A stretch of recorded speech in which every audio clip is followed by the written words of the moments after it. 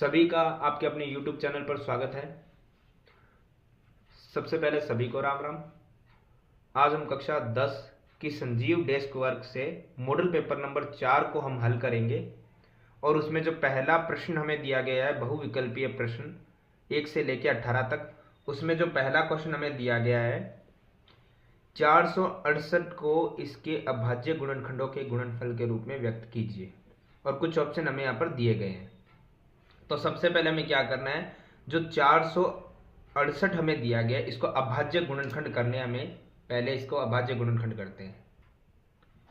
468 को अभाज्य गुणनखंड करने का तरीका वही रहेगा। तो हम करते हैं यहाँ पे 2 से भाग देंगे सबसे पहले और उसके बाद फिर हम आगे देखते हैं 2 से फिर अगर भाग जा रहा है तो हम लगा देंगे। अब इसमें 2 से भाग जब नहीं जा रहा है तो हम अगली संख्या देखते हैं 3 से भाग, और 3 से भाग ये जा रहा है पूरा पूरा, फिर 3 से भाग जा रहा है और अब इसमें भाग जा रहा है 13 का। तो संख्याएं जो आई है अभाज्य गुणनखंड करने के बाद वही है 2 का स्क्वायर गुणा में 3 का स्क्वायर और गुणा में 13। तो जो हमारा ये ऑप्शन होगा वो हम इसे लगा देंगे। तो 2 का स्क्वायर 3 का स्क्वायर और 13,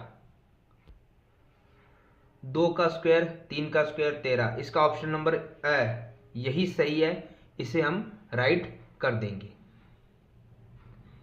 फिर इसी में अगला क्वेश्चन हमें दिया गया, यदि बहुपद, हमें यहां पर एक बहुपद दिया गया है 2x square plus x plus के और इसका एक शून्यक हमें दिया गया है 3 है, तो k का मान कितना होगा वो हमें निकालना है। तो सबसे पहले हम इसे हल करते हैं जो हमें बहुपद दिया गया है उसे।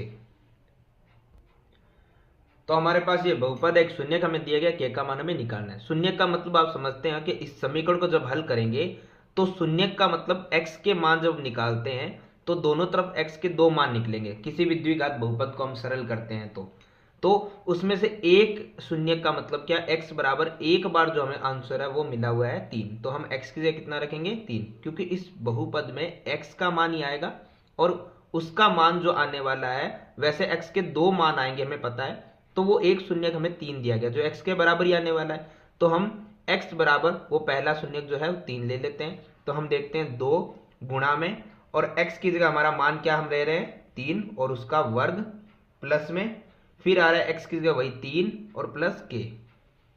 तो 2 है, पहले 3 का वर्ग होगा तो 3 का वर्ग कितना होता है 9, प्लस में 3 प्लस में k। तो यहां आ रहा है 2 का गुणा 9 से करने में कितना आएगा 18, प्लस में कितना है 3 और प्लस में कितना है k। और इसके बराबर में, समीकरण के बराबर में हमेशा क्या होता है 0। ये हम शुरू से भी लगा सकते हैं क्योंकि द्विघात बहुपद के बराबर में होता है 0। 18 प्लस 3 हो गया 21, प्लस में है k बराबर में है 0, तो k इधर ही रहेगा, ये प्लस का 21 बराबर में जाएगा तो क्या आएगा माइनस का 21। तो k का मान क्या आ गया हमारे पास माइनस का 21। इसमें हमारे पास माइनस का 21 ये द नंबर है, यही सही रहेगा, इसे हम राइट कर देते हैं। फिर हमें करना क्या होता है, जब भी हमारे पास जो प्रश्न पत्र आता है वो इसी तरीके से आएगा, ये मॉडल पेपर जो होता है, तो हमें क्या करना है, ये आंसर हम सीधे नहीं बता सकते तो इन्हें हम हल करके दे सकते हैं पीछे रफ में, जो रफ पेज होता है उस पर, और हमें यहाँ पर जो राइट आंसर है उस पर टिक करना होता है।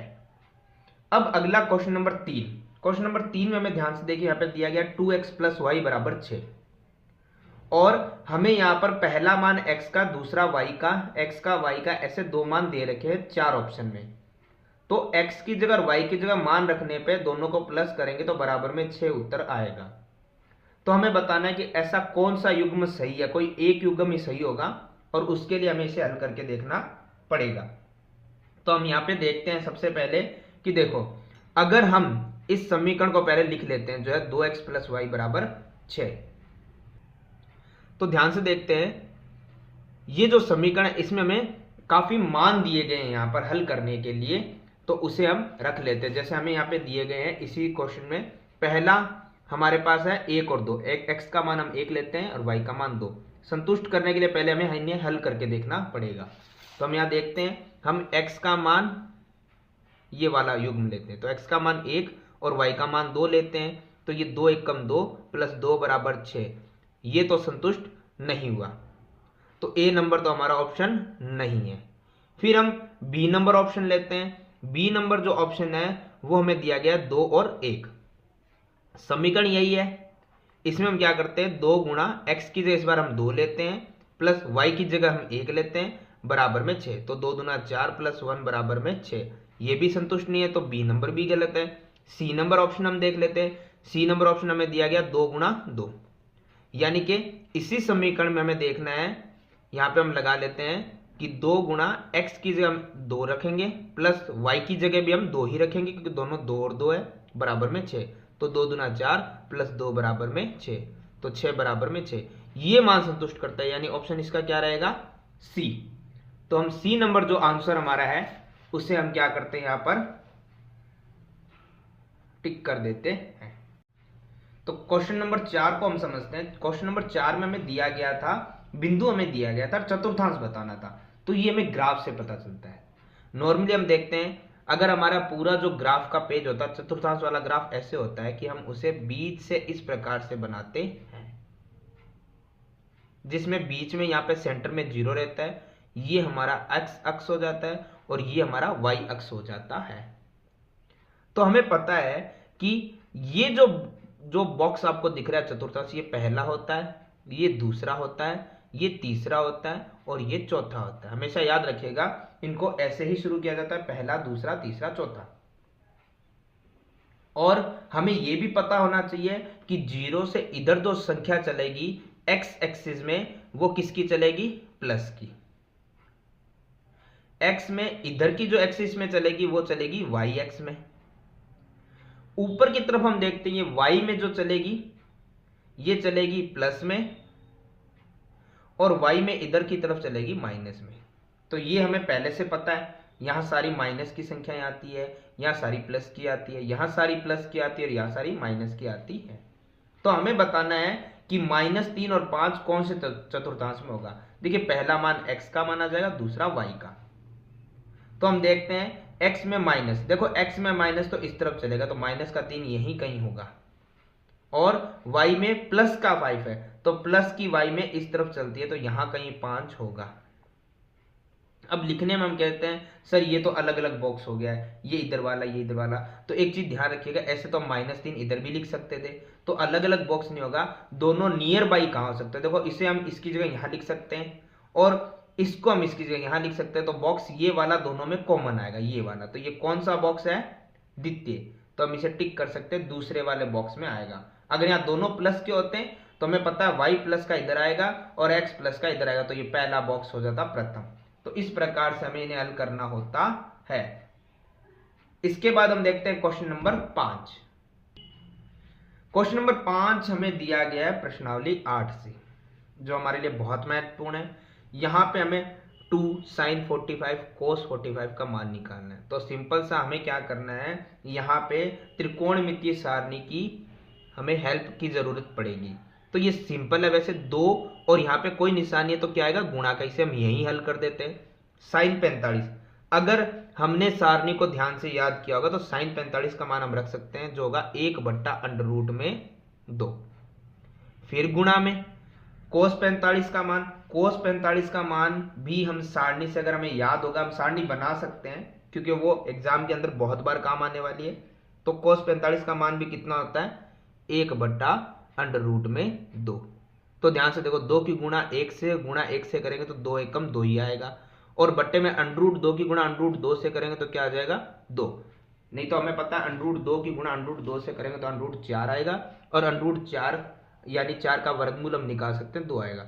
तो 2 से 2 कटा तो उत्तर क्या आया, 1। तो सही आंसर हमारा क्या है, स नंबर। इसी से रिलेटेड क्वेश्चन नंबर में 7 दिया गया है। 7 में बताया गया किसी वृक्ष की छाया उसकी लंबाई की 1/√3 गुना है, तो सूर्य का कोण हमें बताना है कितना आएगा। जैसे मैंने आपको पहले ही बताया था कि जब भी ऐसा क्वेश्चन हमें दिया हो कि किसी भी वृक्ष, किसी भी बिल्डिंग, उसकी लंबाई या ऊंचाई और उसकी छाया जो जमीन पर गिर रही है, तो ऐसे क्वेश्चन में ज्यादातर हमारा tan या कोट का यूज ही होने वाला है। तो एक चीज ध्यान रखिएगा, यहां पे हमें वृक्ष की छाया और उसकी ऊंचाई दी गई है, तो उसे हम बना लेते हैं। तो जैसे मैंने बताया था कि आपके पास वृक्ष, बिल्डिंग कुछ भी दे रखी हो, उसे एक 90 डिग्री के एंगल वाला ट्राइंगल बना लेना। तो हमें यहाँ पर एक वृक्ष की छाया दी गई है जो कि नीचे की तरफ है, और साथ में हमें उसकी ऊंचाई दी गई है। तो ऊंचाई तो हमें दे दी गई है 1/√3। तो हम क्या करेंगे वहां पर, हमें थोड़ा सा देखना पड़ेगा। क्वेश्चन दिया गया वृक्ष की छाया की उसकी ऊंचाई के 1/3 गुना है। यानी हम देखते हैं यहाँ पे सिंपल सा, थोड़ा सा क्वेश्चन देखने में प्रॉब्लम हो गई थी, अब दोबारा देखने में पता चला है कि वृक्ष की जो छाया है वो उसकी ऊंचाई का 1/3 गुना ज्यादा है। तो सबसे पहले हमें ऊंचाई पता होनी चाहिए कि हम उसकी जो छाया है उसको इसके गुणा के बराबर हम कर सकें। तो हम करते हैं यहाँ पे ऊंचाई को x मान लेते हैं, और उसी x के 1/√3 गुणा क्या है इसकी छाया की लंबाई जो हमें दिया हुआ है। तो हम देखते हैं ये हो गया x का x ही, और ये हो गया 1x√3। तो जैसे मैंने पहले ही बताया था, जब भी इस प्रकार के क्वेश्चन आएंगे तो आपको ज्यादातर tan और cot के फॉर्मूला का यूज करना है। अब आपके पास दोनों चीज दी, आप किसी को भी ऊपर किसी को भी नीचे लिख सकते हैं। जैसे अगर आप चाहे तो इसे ऊपर लिख सकते हैं, आप चाहे तो इसे भी ऊपर लिख सकते हैं। तो हमारा आंसर कैसे बनेगा ये वो समझ लेते हैं। अगर हम यहां पर tan लेते हैं, tan थीटा, तो हम क्या करेंगे, हमें पता है कि हम लाल कक्का की हेल्प लेंगे। तो लाल कक्का में देखो साइन cos tan होता है l/a, यानी लंब और बट्टे में आधार। आधार हमारे पास है x की गुणा x से करने पे x ही आएगा, और बट्टे में √3। इसे हम ऐसे भी लिख सकते हैं, इसे हम ऐसे भी लिख सकते हैं, ध्यान से देखिएगा, इसे हम ऐसे भी लिख सकते हैं कि यहां पर हमारे पास है x, और इसका मतलब हो गया डिवाइड, और इसका मतलब हो गया x√3। और हम इसे ऐसे भी लिख सकते हैं, x है, इस भाग को हम गुणा में बदलेंगे तो ये √3 आ जाएगा ऊपर, और ये x चला जाएगा नीचे। तो x से x क्या हो गया, क्रॉस। तो हमारा tan हमने सामने लिया हुआ था, तो हमारे पास है tan थीटा, और बराबर में क्या है, √3। तो tan के अंदर √3 कितने डिग्री में आता है हम बता सकते हैं जी। सारणी में देखेंगे तो tan के सामने अगर √3 हमें दिखाई दे रहा है तो इसका मतलब ये आता है tan 60 में। तो हम यहां लिख सकते हैं ये एंगल कितने डिग्री का बना है, 60 डिग्री का। तो हम इसी आंसर को वहां पर टिक कर सकते हैं जो हमें यहाँ पे ऑप्शन दिया गया है 60 डिग्री का। आगे क्वेश्चन नंबर 8। क्वेश्चन नंबर 8 जो हमें दिया गया है बड़ा आसान सा है। इसमें हमें दिया गया एक वृत्त की बाहरी बिंदु से खींची गई अधिकतम स्पर्श रेखाएं कितनी हो सकती है ये हमें बताना है। तो ध्यान से देखिए, एक वृत्त है, उसके बाहरी बिंदु से हमें वृत्त पर स्पर्श रेखाएं खींचनी है। सिंपली है, मैं यही बता देता हूं आपको। अगर आप मान लीजिए हमारे पास यहां पर एक वृत्त है, कैसा भी कितना बड़ा भी, और बाहरी बिंदु कहीं पर भी, जैसे मान लीजिए यहां कोई बाहरी बिंदु था और उससे मुझे पता वृत्त पर स्पर्श रेखाएं खींचनी है, तो उस बिंदु से वृत्त पर कितनी स्पर्श रेखाएं खींची जा सकती है, 2। और स्पर्श रेखाएं खींचनी है तो दूसरा बिंदु लेना पड़ेगा। तो यानी कि हम कह सकते हैं किसी भी एक बिंदु, बाहरी बिंदु से वृत्त पे सिर्फ 2 स्पर्श रेखाएं खींची जा सकती है। तो 8वें का आंसर रहेगा ब। इसी से रिलेटेड क्वेश्चन नंबर 9 जो हमें दिया गया है इसी प्रश्नावली से। चित्र में हमें वृत्त है, उसका केंद्र O दिखाई दे रहा है, वृत्त की त्रिज्या 18 में दे रखी है, और हमें बोला है कि कोण AOB, ये AOB 30 डिग्री दिया हुआ है। तो लघु चाप AP की लंबाई हमें ज्ञात करनी है। अब ध्यान से देखिए, ये जो AB है लघु चाप, वृत्त का चाप, इसकी लंबाई हमें ज्ञात करनी है। तो एक चीज हमें ध्यान रखना पड़ेगा, इसके लिए हमें यूज करना पड़ेगा फॉर्मूला। तो ध्यान से देखिए, फॉर्मूला हमें वृत्त की चाप की लंबाई का लगाना पड़ेगा, क्योंकि चाप की लंबाई ही पूछी है, चाप की लंबाई। तो इस चाप की लंबाई का फॉर्मूला होता है हमारे पास θ/360 डिग्री और 2πr। अब हम क्या करते हैं यहां पर, सबसे पहले थीटा यानी एंगल हमें दे रखा है 30, बट्टे में है 360, गुणा में है 2, पाई की जगह वैसे 22/7 हम लिख सकते हैं, लेकिन अगर हम ऑप्शन में देखें तो सभी जगह पाई है, तो हम पाई को पाई ही रख देते हैं। और आर यानी त्रिज्या कितनी देर की हमें 18 सेमी। तो ध्यान से देखो 0 से 0, डिग्री से डिग्री कट गया, 3 से 3 एकम 3 और 3 से 18 कट गया है 12 बार। अब हम देखते हैं यहां पर 3 के पाड़े से ही 4 बार ये और 6 बार ये दोनों कट गए, 3 चौक 12 और 3 6 18। अभी फिर कट रहा है तो काट लेते हैं। यहां पे देखो कुछ बचा हुआ नहीं है। अब हमारे पास अभी बचा हुआ है 2 पाई और 6 और भाग में 4। ये 2 के पाड़े से हम काटेंगे तो 2 बार ये कट जाएगा और 2 तिया 6 ये कट जाएगा। अब 2 से लास्ट 2 एकम 2 और 2 एकम 2 ये कट गया। तो ऊपर हम देखते हैं कुछ नहीं बचा, सिर्फ पाई बचा और 3 बचा है। तो 3 की गुणा पाई से करने पे आंसर आ गया 3 पाई और भाग में कुछ बचा ही नहीं है। तो इसका आंसर क्या आ गया, बाय नंबर, यानी क्वेश्चन 9 का आंसर भी होगा बाय। तो सिर्फ हमें जो पूछा गया उसका फॉर्मूला लगाया, जो काटा गया उसे काट दिया हमने, जो गुणा हुआ जो भाग हुआ अंत में जो उत्तर आया वो हमने यहाँ पे टिक कर दिया। तो इस तरीके से हमारा क्वेश्चन नंबर 9 भी होता है कंप्लीट।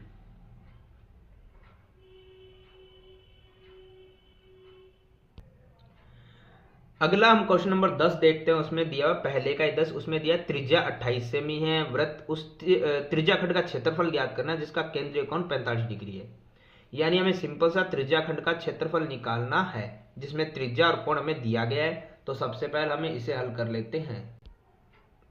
तो त्रिज्या खंड का क्षेत्रफल निकालने के लिए हमें इसका फॉर्मूला लगाना पड़ेगा, थीटा बटे 360 डिग्री और पाई आर स्क्वायर। जैसे मैंने पहले बोला है कि आपको किसी भी सवाल को हल करना है तो यदि उसका सूत्र है तो वो याद हमें रखना पड़ेगा। तो थीटा यानी कोण 45 बटे में 360 डिग्री गुणा में, यहाँ पे हमें पाई रखना वही है, ऐसा कोई ऑप्शन में हमें दिया हुआ नहीं है तो हम यहाँ पे पाई का मान लगा सकते हैं 22/7 या 3.14 जब दिया हो तो वो लगाएंगे। आर हमें दे रखी है यानी त्रिज्या 28 और हमें कितनी बार लिखनी है, स्क्वायर यानी 2 बार। तो सिंपली हम देखते हैं जो कट रहा है उसे काट देंगे और ये हम खुद कर सकते हैं। तो ये जरूर ध्यान रखिए क्योंकि ज्यादातर क्वेश्चन इन बच्चों में यहाँ काटा पीटी में गलत होता है। जब भी हम काटते हैं तो हमारा आंसर कई बार गलत हो जाता है, रॉन्ग हो जाता है, इसे ध्यान रखना पड़ेगा। सबसे पहले अगर कोई इजी कट सकता है तो हम इसे काट देंगे। वैसे हम 3 के पाड़े से 15 के पाड़े से किसी भी काट सकते हैं, लेकिन हम यहाँ पे काट रहे हैं 45 के पाड़े से। आप किसी भी टेबल से काट सकते हैं। 45 से 8 बार आता है 360। यहां पे 7 से 28 जा रहा है 4 बार और यहां से 2 से कट रहा है 4 बार 8 और 2 से 22 कट रहा है 11 बार और 4 से 4 से एक बार ये और 28 कट गया 7 बार। तो भाग में तो अब कुछ बचा नहीं है, अब हमें जो बचा है वो सिर्फ गुणा करने में बचा हुआ है। तो हम देखते हैं यहां पर अब हमारे पास जो नेक्स्ट ऑप्शन बचा है वो बचा है 11 गुणा में 4 गुणा में 7। तो 11 गुणा जब 4 से करें तो आंसर आएगा 44 और गुणा में कितना है 7। 7 की गुणा 44 से करते हमारा फाइनल आंसर आ जाएगा। तो ये हो गया 308 और सेमी में था तो सेमी स्क्वायर क्योंकि हमने क्षेत्रफल निकाला है। तो इसमें जो ऑप्शन सही है उसे हम टिक कर देंगे। तो इसमें हमारा सही ऑप्शन 308 है बाय नंबर पे, तो उसे हम टिक कर देते हैं। नेक्स्ट क्वेश्चन नंबर 11, इसमें हमें दिया है कि शंकु का आयतन हमें पहले से दिया गया है। तो मैंने पहले ही बताया ऐसे किसी भी फॉर्मूले जो आपको पहले से आयतन दिया हो, क्षेत्रफल दिया हो या पूछा जाए उसी का फॉर्मूला हमें लगाना होता है। ऊंचाई भी उसकी दी गई और त्रिज्या हमें बतानी है। कुछ ऑप्शन है सामने, लेकिन सबसे पहले शंकु का आयतन दिया तो उसी को हमें लगाना पड़ेगा। तो सबसे पहले हमें शंकु का आयतन दिया गया तो शंकु का आयतन ही हम लगा लेते हैं। शंकु के आयतन का फॉर्मूला हमेशा याद रखिएगा, जो शंकु होता है उसके आयतन का फॉर्मूला होता है 1/3 पाई आर स्क्वायर एच। ये तो फॉर्मूला जो हमें याद रखना पड़ेगा। आयतन हमें दिया गया तो आयतन के नीचे आयतन लिखेंगे 308 बराबर 1/3। पाई के लिए हमें कोई निर्देश दिया नहीं गया तो हम 22/7 रखेंगे। आर यानी त्रिज्या हमसे पूछी गई है, स्क्वायर वैसे का वैसा, और एच यानी ऊंचाई हमें दे रखी है 6। यहां 3 से 6 कट रहा है 2 बार तो हम इसे काट देंगे। अब बराबर में देखो 308 है। अब बराबर के उधर जो गुणा में है 22 और 2 वो आ जाएंगे भाग में, और जो भाग में है 7 वो चला जाएगा गुणा में क्योंकि बराबर से हम इस तरफ ला रहे हैं और बराबर में बचा है आर स्क्वायर। तो यहां पे हम देखते हैं 2 से सबसे पहले हम काट देते हैं 308 को, ये कट गया 354 बार और 22 से हम काट देते हैं, वैसे 2 के पाड़े से भी काट सकते हैं लेकिन 22 से भी हम काट सकते हैं। तो ये हमारा चला जाएगा यहां पर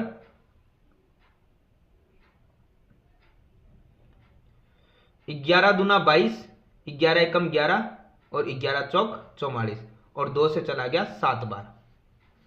तो हमारे पास आया 7 बचा, यहां पर ये कट चुका है तो बचा 7 और गुणा में 7 हो गया 49 और बराबर में r के ऊपर से स्क्वायर हटाएंगे तो इस पे क्या आ जाएगा अंडर रूट और 49 का वर्गमूल होता है 7 सेमी और ये आई है त्रिज्या। तो हमसे त्रिज्या ही पूछी गई थी तो जो सही ऑप्शन है उसे हम टिक कर देते हैं। तो सही ऑप्शन हमें नजर आ रहा है यहाँ पे 7 सेमी ए नंबर, तो हम इसे यहीं पर टिक कर देते हैं। अब क्वेश्चन नंबर 12 में हमें दिया गया है यदि अंक 1 2 3 4 5 6 7 8 9 में से एक अंक चुना जाए तो सम होने की प्रायिकता बतानी है। तो ये बड़ा आसान क्वेश्चन है, 1 से लेकर 9 तक की संख्या है, इसमें एक अंक चुनना लेकिन वो सम हो। तो देखिए सम चुनने के लिए हमें 2 चाहिए, 4 चाहिए, 6 चाहिए, 8 चाहिए। तो कितनी संख्या होगी 1 2 3 और 4 संख्याएं हो गई है। ये हो गया संभावित परिणाम सम संख्याओं का। अगर विषम पूछी होती विषम होती 1 2 3 4 5 बट्टे और बट्टे में आता है कुल परिणाम। तो कुल परिणाम के लिए तो हमें करना क्या है, कुल संख्याओं को जोड़ना कितनी है 1 2 3 4 5 6 7 8 9 बट्टे में 9। तो ये ऑप्शन आ रहा है ब नंबर सही।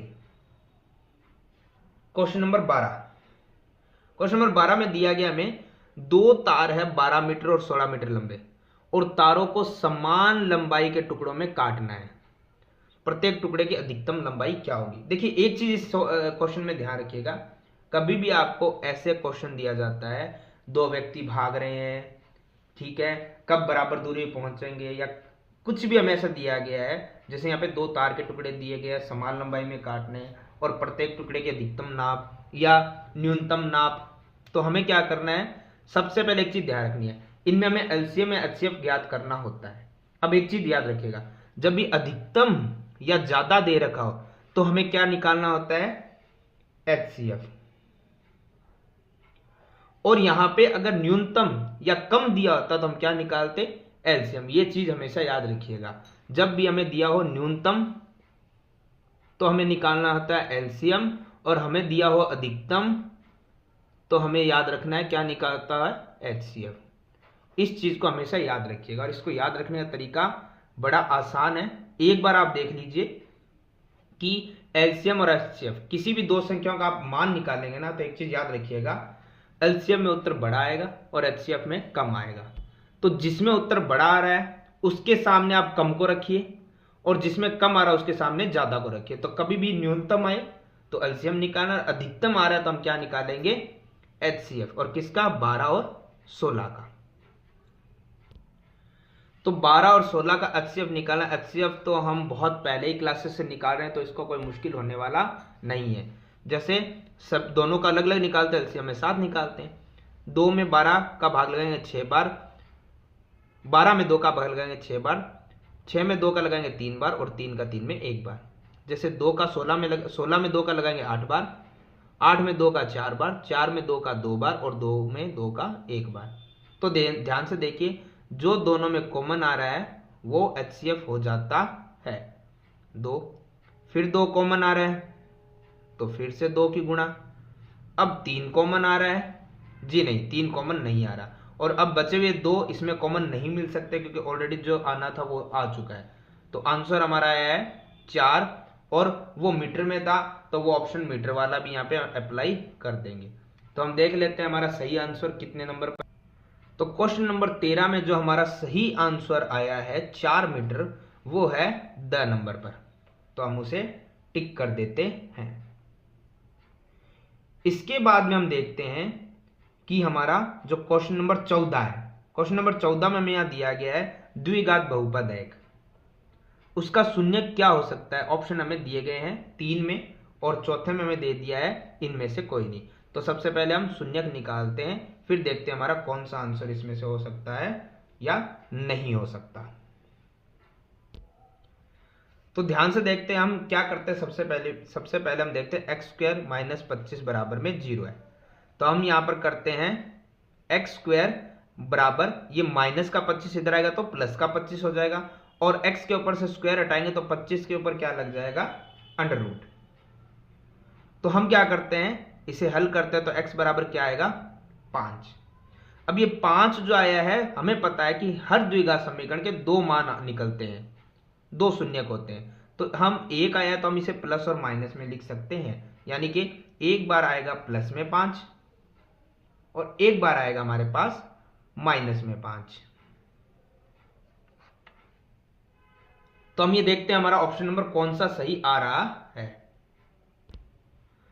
तो हमारे यहां पर एक बार प्लस में 5 और एक बार माइनस, ये नहीं है, एक बार माइनस और प्लस में मिल चुका, दोनों माइनस नहीं है, तो ये आगे पीछे हो इससे कोई फर्क नहीं पड़ेगा, हमें पता है एक माइनस का और एक प्लस का है, तो ये आंसर नंबर हमारा हो जाएगा बाय। अब अगला क्वेश्चन नंबर 15, फिर एक समीकरण दिया है 2x माइनस वाई बराबर 17। y का मान हमें दिया गया है, हमें सिर्फ x का मान निकालना है। तो ध्यान से देखेंगे, हमें इस समीकरण में y की जगह y का मान रख देना है और x का मान जो भी आता हमें लिख देना है। तो हम यहां पर देखते हैं 2x माइनस और y की जगह y का मान जो हमें दिया गया वो हम लिख लेते हैं, लेकिन एक चीज ध्यान रखिएगा, जब बाहर माइनस है तो y के साथ अगर माइनस आया है y के मान के साथ तो हम उसे ब्रैकेट में लिख देते हैं, क्योंकि बाद में ये माइनस दोनों एक दूसरे से बदलेंगे। बराबर में है 17, तो अब देखते हैं 2x है, ये माइनस माइनस प्लस हो गया, एक बराबर में है 17। अब हम क्या करेंगे, 2x है बराबर ये 17 था और ये प्लस का एक इधर आया, क्या हो जाएगा 18। तो आंसर अभी आया नहीं है, 2x बराबर अभी हुआ है 18। और x के साथ वाली संख्या कहां जाती है, ये जाती है सामने वाली संख्या के बट्टे में। तो x बराबर कितना आ गया, x बराबर आ गया है 9। तो ये आंसर हमारा जिस भी ऑप्शन में होगा उसे हम राइट टिक कर देंगे। एक सेकंड हम दोबारा देखेंगे, हमने ये जो प्लस का एक था बराबर पे आने पर प्लस का नहीं माइनस का रहेगा, तो ये मिस्टेक होगी हमसे, थोड़ा ध्यान रखिएगा अभी। तो 17 माइनस 1 करेंगे तो ये हो जाएगा 16, और 16 में 2 का भाग लगाएं तो आंसर 9 नहीं 8 आएगा। तो 8 जो ऑप्शन आ रहा है उसे हम टिक कर देंगे, वही हमारा राइट आंसर हो जाएगा। तो यहां पे हम देखते हैं हमारा राइट आंसर आ रहा है 8 बाय नंबर पे, यानी बी नंबर हमारा ऑप्शन सही है। अब क्वेश्चन नंबर हम 16 को देखेंगे।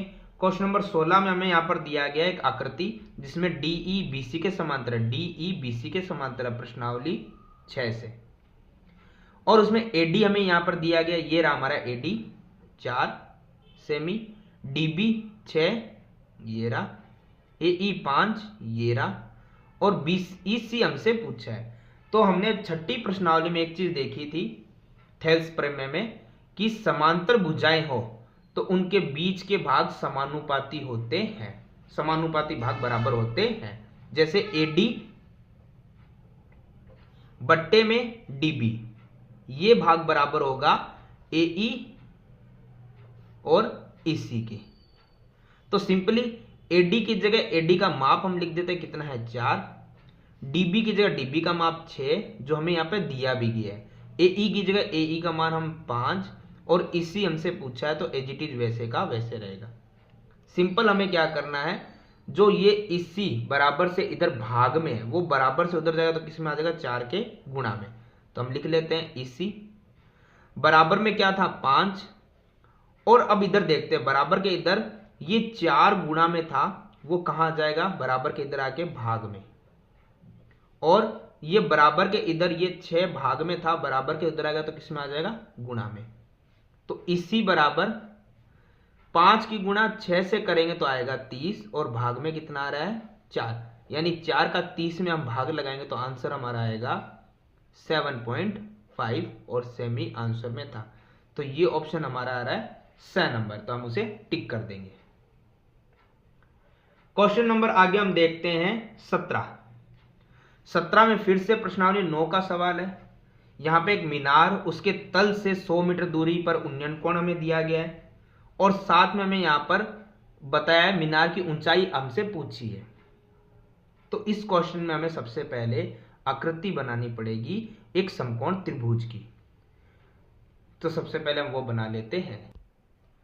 तो ऐसे क्वेश्चन में सबसे पहले हमें क्या करना है, आकृति बनानी है, तो आकृति बनाने के लिए हम क्या करते हैं, यहाँ पे एक समकोण त्रिभुज बना लेते हैं।